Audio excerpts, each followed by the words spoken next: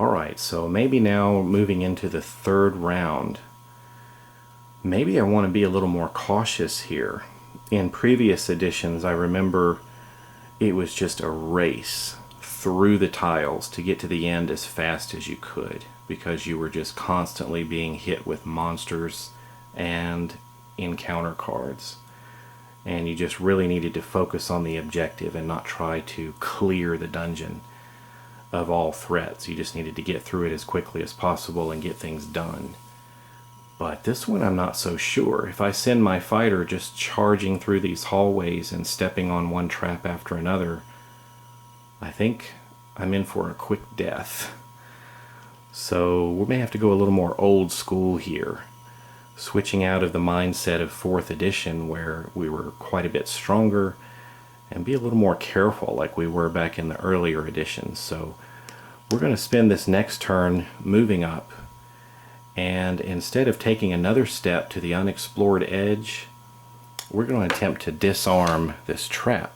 And even though we're not specifically trained to do that, we've still got about a 50-50 chance to do it. And rolling a 1 is not going to do it. So hopefully that just sets off the one trap. I certainly hope that's all. And thank goodness the trap is safe. So we got lucky there. It sort of wasted our action, but at least we didn't set anything off that time. Encounter card now. Weight of Greed. Stealing from the cult will always have repercussions. Each hero with 300 gold pieces or more takes 2 damage. Well, fortunately we are kind of empty in the pockets right now, so that's not going to hurt us yet. So we are doing all right, and I think we're ready now to head into the next turn, the 4th turn. And we're going to spend our hero phase moving an additional step. We're not going to worry about that other trap, and we're going to explore. And now we've drawn a tile with what appears to be a monster symbol. Unfortunately, another black triangle, but we'll now bring out our air cultist standing there, standing guard in the hallway. So it's the time to activate the encounter card, I believe, because we didn't let's see, we drew a black triangle, so we're going to get an encounter card here. Choking Ash. A cloud of smoke and embers fills the air, making it impossible to breathe. Attack your hero. Choose a monster on your hero's tile. That monster activates. Well, fortunately, we don't have a monster on our tile at the moment. +7 to the attack. So again, pretty good chance we're going to get nailed. But I don't know, we might come out here 8, 9, 10, 11, 12, 13, 14, 15. That's going to miss. We got lucky there. With our armor class of 17, the fighter manages to fight through the Choking Ash and not take any damage, and there's no damage on a miss. So then, I believe we're going to go down to the bottom of the villain phase, which is activate the monsters you control. And now it's time for our air cultist to do something. If the air cultist is within 1 tile of the hero, yes he is, it attacks with a blinding crossbow bolt, +4 to the attack. And luckily for him, he rolls a 1, so crossbow jams, and his shot never gets fired. It looks like if you get hit with this, it's 1 damage and you gain disadvantage. That's a new 5th edition mechanic here, where you're going to roll 2 d20s and take the lower if you have disadvantage. So the crossbowman, the air cultist, fails to get off his shot. Well, heading into our next turn, Alaros is still here with 6 damage on him, 4 hit points remaining, and he's facing off against a cultist. So we're going to use our hero phase to make a move. And I don't think I can get around him and get to an unexplored edge in time. Not unless I attempt a move action. Do we have any sort of ranged attack? Probably we don't.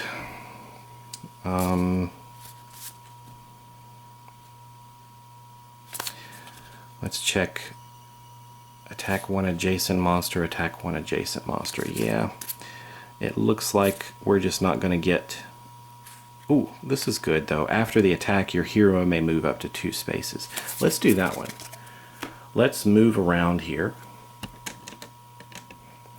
We'll go 1, 2, 3. We're engaging this guy. He's going to turn around and face us.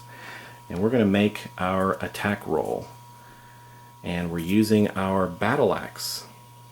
And that's +6 to the attack. And we've got a 10, totaling a 16 on the attack. The cultist's armor class is 13. That's a hit. He only has 1 hit point. So the damage of this battle axe attack is 1. So we've definitely killed him. And it says after the attack, your hero may move up to 2 spaces. Well, let's take this one at a time. We kill the cultist with a hit from the battle axe. This card is worth 1 experience point and goes into our experience point pile. And then I believe we get to draw a treasure card, our first treasure card of the game. And we loot the character, or we loot the enemy here and find a heavy pouch, which is going to give us 100 gold pieces. And then, thanks to that battle axe attack, our hero may move up to 2 spaces. And we're going to move 1 more space to this unexplored edge. So as we move into the exploration phase, we can draw a new tile. Another bad one. Got another monster on here. Let's no traps on this one. And we've got a fire cultist now. So let's get his figure. Alright, we've placed the fire cultist. I notice the elemental forces in this room are fire. I don't know if that does anything for him or not. Maybe we'll find out in a future scenario. But there is the fire cultist. Before we do anything with him, we're going to need to handle or process here an encounter card. So let's see what we've got. Cut purse. A thief dashes past, knife drawn, willing to take your money or your blood. Lose 200 gold pieces. If your hero doesn't have 200 gold pieces, he or she takes 2 damage. Well, I don't have 200 gold pieces. I have 100 gold pieces. So we're too poor to please this thief. So we just got slashed for 2 damage. But I guess that means we get to keep our current gold count of 100. So I don't know. But there we go. We're not looking too good now. We've got all sorts of wounds accumulating on our character. 5, 6, 7, 8. We've got 2 hit points left. Not so good. And we haven't even activated the fire cultist yet. But we'll get to that now. The fire cultist will activate in the villain phase, step number 3. It says if the fire cultist is within 1 tile of your hero, it moves adjacent to the closest hero and attacks that hero with a flaming spear. Alright, he's going to move up adjacent. We're actually technically on 2 different tiles, but he's going to make his attack here. Let's go to the dice tower. and see if he's successful. He gets +6 on his attack. That's a hit. So what happens? It says he has a special ability, which is a fiery death burst. When the cultist is defeated, each hero on the fire cultist's tile takes 1 damage. So luckily we're not on his tile. Anyway, another point of damage to us. So Alaros is about to go down. 9 hit points of damage on our character. And we come to the end of that turn. Alright, moving into the next turn, or the next round here. Alaros, 9 hit points of damage, 1 hit point left. I'm afraid to move him on this tile.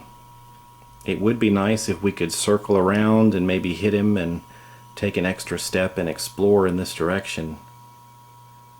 But if I kill him and I'm on his tile, he's going to take me out in his fiery death burst. So I think we're going to have to try to kill him here. We're going to attack first, and then we'll make our move after. So let's see if there's... He's just got 1 hit point. Let's see if there's anything that gives us any... That's +1 damage. That's... I don't think I want to use any of those other attacks yet. Alright, well, we'll just go with a regular battle axe attack. And we rolled a 2. We whiffed. That attack misses.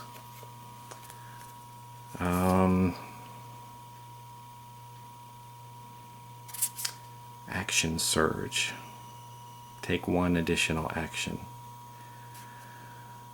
We might as well, let's try out this action surge. We're going to need to flip this card over, but it gives us an additional action. So we're going to make another attack with our battle axe.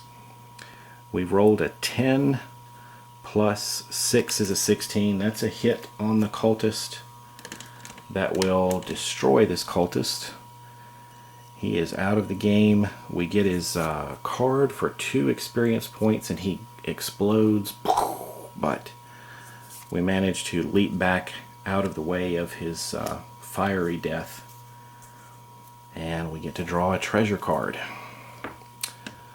What is this? Potion of Stone Walk.